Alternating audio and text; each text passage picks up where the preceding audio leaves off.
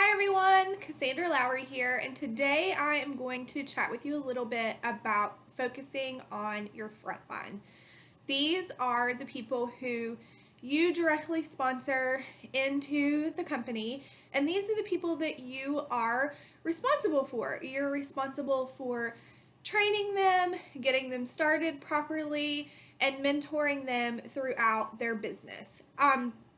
When you have one person under you, you are a leader.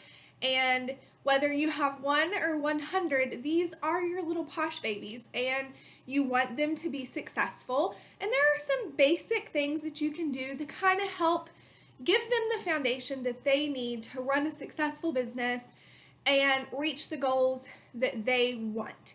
So, talking about goals, that's usually where I start with my frontline when they're first coming into the company. I like to know what they want from their business because this is really about them and how they want to change their lives, and whether it be they want $50 extra a week to take their kids out for pizza, or if they need to pay that car payment or maybe make a mortgage payment or whatever. Those are the kinds of things that you're going to find out from them, and then it gives you the ability to give them IPAs, income producing activities that are going to help them to reach those goals. So I definitely like to figure out what they want from their business, and then we can kind of start from there. When someone is new coming into the company, you definitely want to get them started right away with running their posh business. You want to get them started with a launch party. You want them to get started with booking additional events onto their calendar, because the faster that they can see a return in investment, the more likely they are to stick it out and have the ability to, or the desire, I guess, to want to continue to work a posh business and to be successful. Now, say you have a decent size frontline, you have 5 to 500 people on your team, you definitely want to still focus on those people. Your job with your frontline doesn't stop once you get them properly launched and they're out there in the posh world doing the things that they know how to do, right?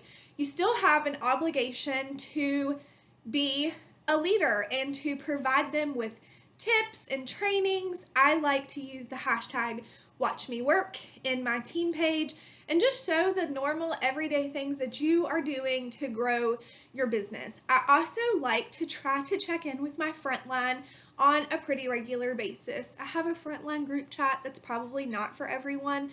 I do check in with them there, and I will reach out to people individually. I think it's important when working with your front lines that you do kind of find their love language.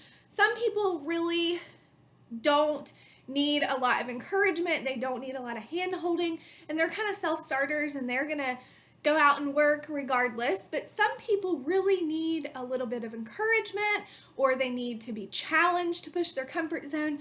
Some people really like to be praised and acknowledged for their hard work. I mean, I think we all like to be acknowledged for our hard work, but for some people, that's something that is a really good motivator in their business. So it is kind of important to figure out what people's love languages are so that you can communicate with them where they are and at a level that's going to be the most rewarding for them.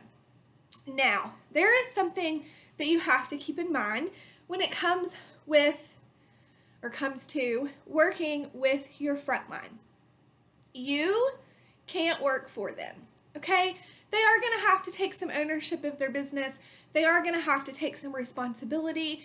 And if you have done all the things that you know you need to do, you have properly launched them, you have pointed them in the right direction for trainings, and you have trained them yourself, and you have helped share your tips and tricks, and they're still not putting the practice in, and they're still not doing the work that you know they need to do in order to reach these goals that they set for themselves, then you have to remember that that's not on you. As long as you've done everything that you can and they still don't want to do anything, that's not your fault, okay? You have done all the things.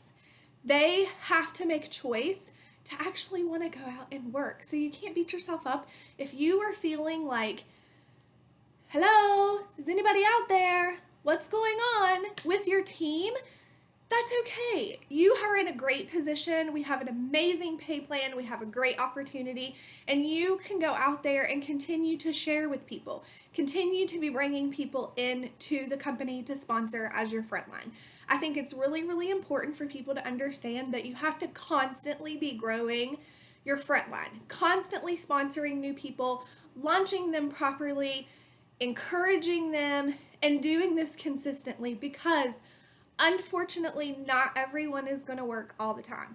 And the more you can continue to bring new people into this company for the right reasons, we don't want to put discount customers in a consultant position because that's not where they want to be, okay?